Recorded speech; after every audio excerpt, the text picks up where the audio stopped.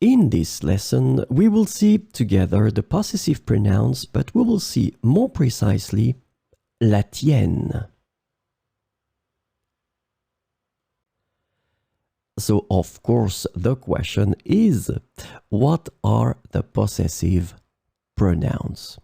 Well, they replace a noun previously mentioned to avoid repetition. This is the concept of the pronouns in French to replace a noun that was mentioned. They are used to indicate ownership or possession. So that's the important thing, and that's the reason why we call them possessive pronouns. And the last thing that is quite important, they agree in gender and numbers with the thing or things being possessed. So you will have to choose your pronouns according to the gender and the number of the things they replace.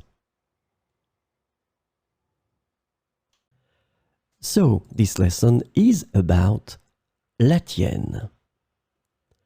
The possessive pronoun la tienne can be translated into English as yours, your own, or your one, depending on the context.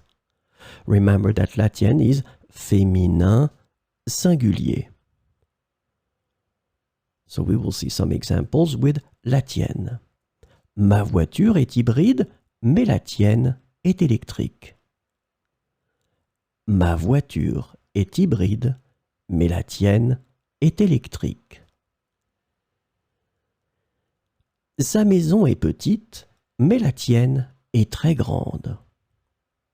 Sa maison est petite, mais la tienne est très grande. Notre suggestion est intéressante, mais la tienne est bien meilleure. Notre suggestion est intéressante, mais la tienne est bien meilleure. Notre pelouse est verdoyante, mais la tienne est magnifique. Notre pelouse est verdoyante, mais la tienne est magnifique.